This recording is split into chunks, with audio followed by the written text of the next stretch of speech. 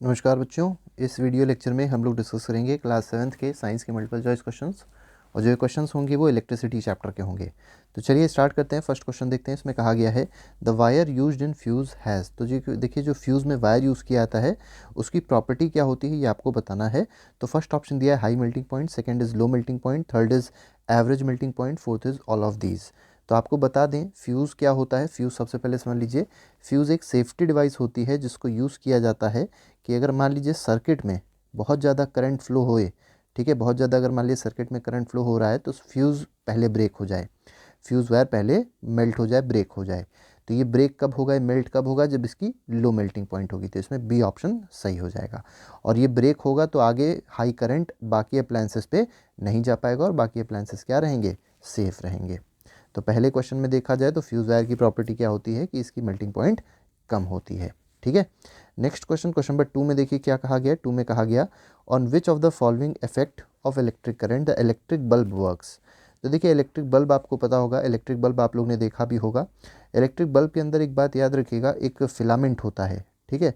और ये फिलामेंट किसका बना हुआ होता है, तो ये बना होता है टंगस्टन का, TUNGSTEN। ये एक मेटल है और इसका फिलामेंट बना होता है। अब बोला गया है ये जो बल्ब है ये किस प्रिंसिपल पे काम करता है, ठीक है। तो ये बल्ब जो है, बल्ब काम करता है हीटिंग इफेक्ट ऑफ करंट पे।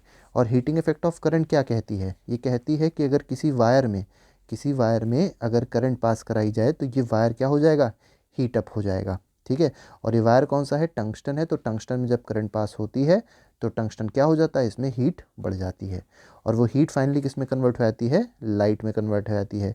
इसी वजह से बल्ब क्या करता है, ग्लो करता है। तो इसमें सेकंड क्वेश्चन में आंसर क्या हो जाएगा, heating effect of current. Magnetic effect of current अलग है, केमिकल इफेक्ट भी अलग है। इलेक्ट्रोलिसिस आप लोग ने पढ़ा होगा, इलेक्ट्रोलिसिस टॉपिक, कि वाटर में अगर करंट को पास कराएं, वाटर में करंट को अगर पास कराते हैं तो वाटर अपने आयंस में ब्रेक हो जाता है, हाइड्रोजन और ऑक्सीजन में ब्रेक हो जाता है। This phenomena is called chemical effect of current, ठीक है। और अगर किसी वायर से अगर करंट पास कराता है, किसी वायर में अगर करंट पास कराते हैं तो उस वायर के अराउंड क्या आ जाती है, एक मैग्नेटिक फील्ड आ जाती है। तो इसको कहा जाता है मैग्नेटिक इफेक्ट ऑफ करंट। तो ये दोनों ही ऑप्शन इसके गलत हो जाएंगे। कौन सा ऑप्शन सही है, heating effect of current is the correct answer. Next question देखते हैं। क्वेश्चन नंबर 3 में क्या कहा गया। क्वेश्चन नंबर 3 में कहा गया है why only iron is use for making electromagnet, not steel, nor nickel, not cobalt. तो देखिए, जो इलेक्ट्रोमैग्नेट होता है उसको बनाने के लिए क्या यूज़ किया जाता है, सिर्फ और सिर्फ आयरन यूज़ किया जाता है और कुछ नहीं यूज़ किया जाता। आपको बताना है ऐसा क्यों करते हैं। तो देखिए, फर्स्ट ऑप्शन दिया गया, फर्स्ट में कहा गया because iron is cheap and easily available. बिल्कुल गलत है, आयरन सस्ता है और ईजिली अवेलेबल है, ऐसा कोई रीज़न इसका नहीं है। सेकंड कहा गया because iron is good conductor of electricity. तो देखिए, गुड कंडक्टर में स्टील भी आएगा, निकल भी आएगा, कोबाल्ट भी आएगा, ये भी गलत है, ठीक है। तो दोनों ही ऑप्शन गलत हो गए। थर्ड देखिए, इसमें कहा गया because when current is switched off in the coil of electromagnet made of iron, iron loses it's magnetism. तो देखिए, ये ऑप्शन जो है ये बिल्कुल सही है। याद रखिएगा, इलेक्ट्रोमैग्नेट की एक प्रॉपर्टी होती है, प्रॉपर्टी ये होती है कि जब तक इसमें करंट फ्लो होगा, ठीक है, जब तक इसमें करंट फ्लो होता है तब तक मैग्नेटिज्म जो होता है, जो मैग्नेटिज्म है आयरन में वो बना रहेगा। और जैसे ही करंट को हम स्टॉप कर देंगे, जैसे ही करंट को ज़ीरो कर देंगे तो मैग्नेटिज्म क्या हो जाएगा, वो जो आयरन था वो डीमैग्नेटाइज हो जाएगा, मतलब उसमें मैग्नेटिज्म पूरा ख़त्म हो जाएगा। तो ये रीज़न है जिसकी वजह से हम लोग आयरन को यूज़ करते हैं इलेक्ट्रोमैग्नेट को बनाने के लिए, ठीक है। इलेक्ट्रोमैग्नेट के लिए आयरन को यूज़ करते हैं। और परमानेंट मैग्नेट आपको पता होगा, परमानेंट मैग्नेट जैसे बार मैग्नेट होता है, ठीक है, उसमें कोई भी हम लोग करंट को पास नहीं करते हैं। इलेक्ट्रोमैग्नेट कैसे बनता है, जब इसमें हम लोग जब इलेक्ट्रिसिटी के थ्रू अगर मैग्नेटिज्म ऑब्टेन करते हैं, हम लोग अगर करंट पास करेंगे और करंट पास करने से जब मैग्नेट कोई चीज़ बन जाती है तो उसको कहते हैं इलेक्ट्रोमैग्नेट। नेक्स्ट पे आते हैं, नेक्स्ट क्वेश्चन, क्वेश्चन नंबर 4 है। क्वेश्चन नंबर 4 में देखिए क्या कहा गया, which one of the following phenomena occurs when two naked wires of electricity supply line touch each other. अब देखिए, दो वायर की बात करी गई तो दो नेकेड वायर कौन कौन से होने चाहिए। तो देखिए, एक फेज़ होना चाहिए, याद रखिएगा, एक फेज़ वायर होना चाहिए और दूसरा न्यूट्रल होना चाहिए। फेज़ और न्यूट्रल जब आपस में एक दूसरे को टच कर लेते हैं तो उस कंडीशन को क्या कहा जाता है, क्वेश्चन में ये पूछा गया है। तो उस कंडीशन को कहते हैं शॉर्ट सर्किटिंग, ठीक है। तो शॉर्ट सर्किटिंग में याद रखिएगा कि फेज़ वायर जो होता है वो न्यूट्रल को टच कर लेता है, ठीक है। तो that condition is called short circuiting.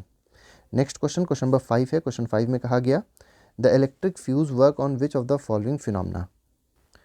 तो इसमें पूछा गया है जो इलेक्ट्रिक फ्यूज़ है ये किस फिनोमेना पे काम करता है। तो फर्स्ट ऑप्शन दिया है केमिकल इफेक्ट ऑफ करंट, गलत है। फ्यूज़ केमिकल इफेक्ट पे काम नहीं करता, मैग्नेटिक इफेक्ट पे भी काम नहीं करता है, किस पे काम करता है, हीटिंग इफेक्ट ऑफ करंट पे काम करता है। क्योंकि आपको पता है फ्यूज़ वायर जो है उस पर जैसे जैसे हीट डेवलप होगी वो वायर, क्योंकि मेल्टिंग पॉइंट इसकी कम है तो ये मेल्ट हो जाएगा और मेल्ट होके ये सर्किट को क्या कर देगा, ब्रेक कर देगा। तो इसमें सी ऑप्शन जो होगा वो सही है। नेक्स्ट में कहा गया क्वेश्चन नंबर 6 है, इसमें कहा गया on which of the following the resistance of wire depends.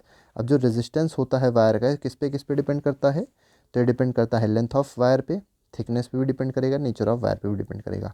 तो इसका आंसर है A, B and C, all the three are correct. तो इसका आंसर ऑल ऑफ दीज हो जाएगा। Next is question number 7, in which of the following condition amount of heat produced in current carrying wire will increase. तो देखिए आपसे पूछा गया है कि जो अमाउंट ऑफ हीट प्रोड्यूस हो रही थी करंट कैरिंग वायर में वो कब इंक्रीज़ होगी, ठीक है, किस कंडीशन में वो इंक्रीज़ होगी। तो देखिए हीट जो है वो किस पे डिपेंड करती है, तो हीट डिपेंड करती है करंट पे, करंट के स्क्वायर पे डिपेंड करती है और रेजिस्टेंस पे डिपेंड करती है, इन दो चीज़ों पे डिपेंड करती है। तो करंट अगर आप बढ़ा रहे हैं तो हीट बढ़ेगी, आप रेजिस्टेंस बढ़ा रहे हैं तो हीट बढ़ेगी। ऑप्शन में देख लेते हैं, when the magnitude of current passing the wire increase, तो बिल्कुल सही है, ये ऑप्शन सही है। इसका मतलब करंट बढ़ेगा तो हीट बढ़ेगी, ठीक है। और यहाँ पर देखिए कहा गया मैग्नीट्यूड ऑफ करंट डिक्रीज, तो इसमें हीट कम हो जाएगी, तो ये तो गलत है।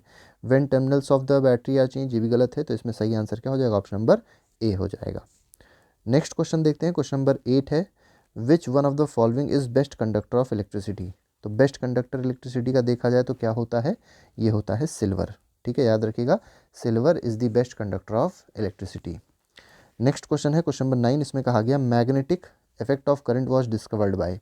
तो मैग्नेटिक इफेक्ट ऑफ करंट किसने डिस्कवर किया था, तो हैंस क्रिश्चियन ऑर्स्टेड ने डिस्कवर किया था। तो ऑर्स्टेड ने डिस्कवर किया क्या, magnetic effect of electric current. याद रखिएगा बहुत ही ज़्यादा इंपॉर्टेंट है। थॉमस जेफरसन का कोई मतलब नहीं है, फ्लेमिंग का भी कोई काम नहीं, लुइस पास्चर का भी कोई काम नहीं है। इन्होंने फर्मेंटेशन को डिस्कवर किया था, फर्मेंटेशन के बारे में बताया था। नेक्स्ट क्वेश्चन देखते हैं, next question is our last question, 10वां क्वेश्चन है। इसमें पूछा गया व्हाट इज़ ओवरलोडिंग। ओवरलोडिंग क्या होती है बताना है आपको। तो फर्स्ट दिया गया है touching of live wire with neutral wire, इसको ओवर लोडिंग नहीं, इसको शॉर्ट सर्किटिंग कहते हैं, अभी हम लोग ने देखा था। टचिंग ऑफ लाइव, ये भी वही सेम चीज़ दे दी गई, गलत है दोनों। थर्ड में दिया touching of neutral wire with earth wire, ये भी गलत है। और फोर्थ दिया है drawing extremely large current from single house hold circuit. तो देखिए बहुत ज़्यादा करंट को ऑब्टेन करना, ये कह सकते हैं ड्रॉ करना from single house hold circuit, this is called over loading. तो इसमें डी ऑप्शन जो होगा वो सही हो जाएगा। तो ये जो 10 क्वेश्चंस थे ये थोड़े टफ थे, आसान नहीं थे क्लास 7th लेवल पे। तो अगर क्लास 10 का बच्चा भी इसको देखेगा तो कहीं ना कहीं उसको बहुत ज़्यादा कुछ लगेगा कि हाँ 7th के ही नहीं बाकी हाई लेवल के भी ये क्वेश्चन थे। तो ये हमारे पास कुछ इंपॉर्टेंट क्वेश्चंस थे जो भी हम लोगों ने डिस्कस किए। बाकी एनसीईआरटी बेस्ड क्वेश्चंस और भी सारे क्वेश्चंस के लिए आप लोग प्लेलिस्ट को चेक कर सकते हैं। तो आज के लिए फिलहाल नहीं, thank you very much, good bye, जय हिंद।